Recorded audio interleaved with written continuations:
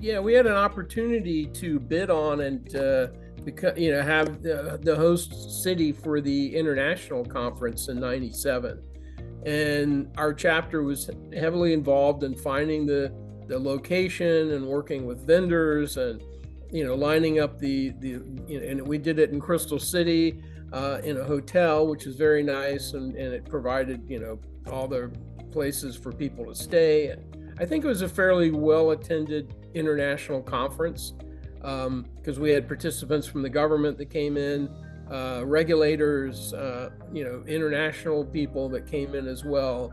And it was an opportunity to sort of showcase the Washington area to an international cadre of equally interested IT auditors.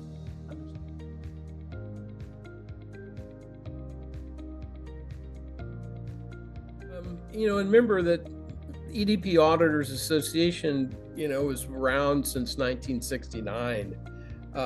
Again, the focus was on, people that were interested in computing, and mostly we had mainframe computers and, real, tape decks and things like that, and direct access storage devices and things. And so the technology was rather limited in terms of the way information was shared amongst different organizations. And so when the internet came out, suddenly, the focus moved away from, financial transaction processing to just more useful information that organizations need to operate, to manage their clientele or customers, their constituents. And technology suddenly opened up. And in the early 2000s, when we had sort of the internet bubble that burst and all the high-flying companies, that really weren't based on anything sort of disappeared, you still had the same technology out there. So it was becoming much more interconnected, much more instantaneous, much more important to operating companies and operating devices and operating things. And so information became much more disaggregated, but also much more important in terms of the organization's ability to, achieve their mission and provide some value to its stakeholders and shareholders. So technology advanced greatly. Our involvement in developing standards was a big thing for our chapter. Providing the support for the CISA review course, which ultimately ISACA got from us. The one that they have was based on the original CISA review class that Gary Austin had developed on his own and was delivering actually internationally to different ISACA chapters. In fact, one year he couldn't make it because I think his wife was expecting another baby, and he asked me to go to Finland and teach a CISA review course for 3 days, and that was a lot of fun in the early 2000s. So we had a lot of technological advances, but we also, saw a large growth in membership too, because I think that was around the time the federal government really started being supportive of ISACA, and its members were becoming much more interested in developing their careers and then also supporting the missions of the government agencies that they work for.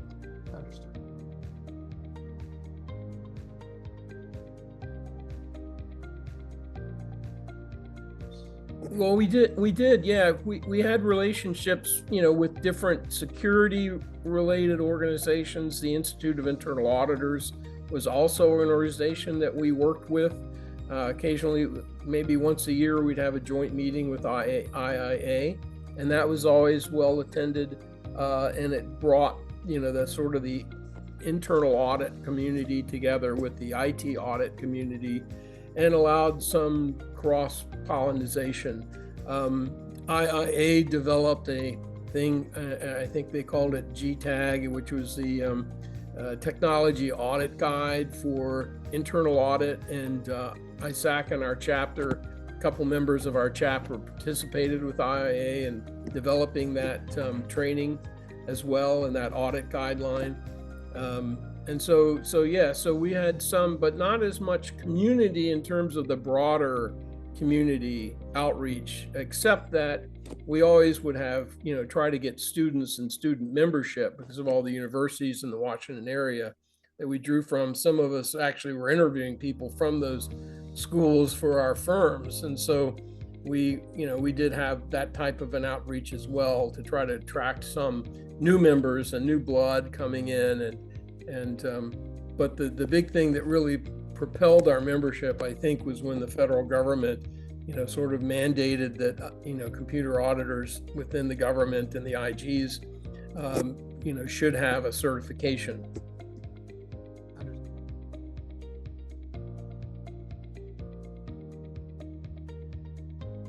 Yeah, I sort of covered these a little bit before. We were involved in developing the initial set of audit guidelines for COBIT. COBIT was a sort of an abstract, framework in terms of managing information technology systems and environments, but the practice of IT auditing was still not well understood by even those of us as members. And so helping to develop the COBIT audit guidelines, this GTAG that IAA had, the system review class, it really broadened the interest in the auditing process and how it applies to technology. Because, in the old days, you used to have a manual ledger book, and people would write things down, and auditing a company's financial information was fairly straightforward. Just open up the ledger book and foot and cross-foot the columns to make sure the numbers add up. It can be vouched with other evidential matter. Suddenly we're dealing with technology and bits and bytes and information that could be offshore somewhere in a data center. We also had more complex technology going on, and you had the fact that companies were set up to process information in data centers that they owned, and they rented out their platforms and their rack space to companies to put servers in, and suddenly information was in places that you never knew. And how it got there and whether it's getting there was protected was something that had to be verified with some bit of understanding of the technology, as well as having some competence. So training was always a big part of the chapter, making sure that we were relevant and that we were staying up to speed on changing technology, which was in a whirlwind spate of activity in the early 90s with the implementation of the internet and the embracing of internet technologies by companies, as well as higher order levels of computing, data storage, data transfer, things like that. And now you've got quantum computing and other things. So the chapter I was always proud that we were able to get a group of speakers who would come in and share their thoughts and share their information that they had collected. And it used to be a lot of when we would have chapter meetings, people would talk about their technology problems, and it would be an open session, and there'd be a small group of people that would come to the meeting, and it would be what kind of technology are you using over there, and how are you auditing that? What do you look for in security on a mid-range computing platform versus a mainframe versus a networked environment? And where's the code set, and how is it tested? How do you know that it's going to work okay every time you turn the computer on?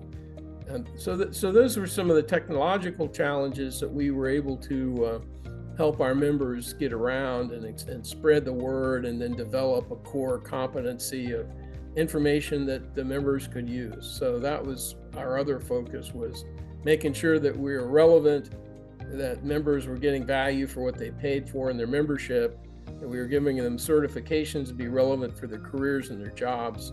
We provided them with an opportunity to have a career that was completely different than most careers that are out there.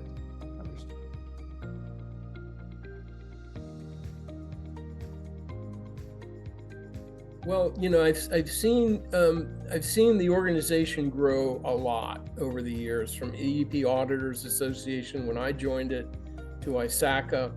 We've been instrumental in developing standards and guidelines and things like that, which I think are critically important, as well as a give back to the overall world of IT auditing.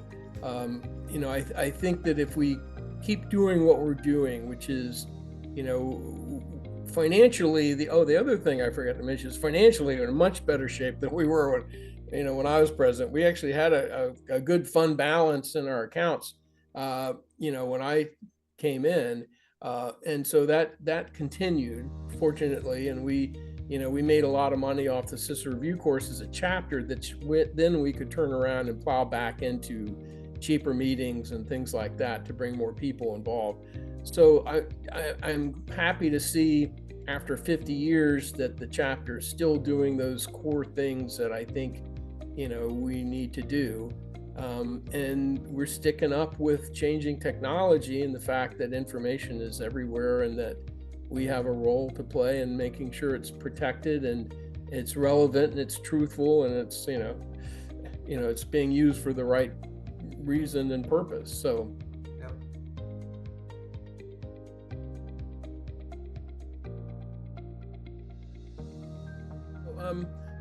I mean, I spent a good part of my career in public accounting firms and in consultancies. I was 9 years at IBM, but I certainly benefited greatly from the interactions with different people, the building of a network, a personal network, which served me very well.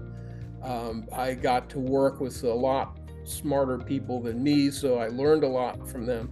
And I got to participate in some interesting activities that I probably, being the kind of person that's a little bit of a slight introvert, would not get involved with, but it really opened my eyes to a lot of value of networking and knowing people and making friends and professional friends that then benefited me in my career down the road.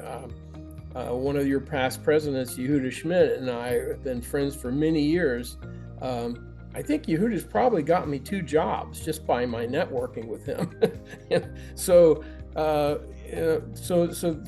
I've been blessed with a lot of longtime friends. Ben Shao and I worked together at IBM. He was a great friend to work with. Gary Austin and I worked together at KPMG. That was a lot of fun. And with another computer security startup company that I joined, and he joined after me. So our careers have been intertwined. I'm still friends with a lot of the members. Catherine Scott worked with me at IBM. She and I did a project in Thailand together, which was a lot of fun, but interesting culturally. But the ISACA connection was really helpful. John Lanehart was my boss for 9 years, or 8 or 9 years. So I learned a lot from him as well. His experience in the government was very helpful in helping us understand sort of the thought process at the federal level, especially at the senior levels. So ISACA has really been an integral part of my career advancement as well as where I am today, which is retired, and I'm happy to say that. And so, I'm not as involved in chapter activities. I also moved away from the DC area when I decided to retire. So, but I'm still a member, and that'll continue for a while. So.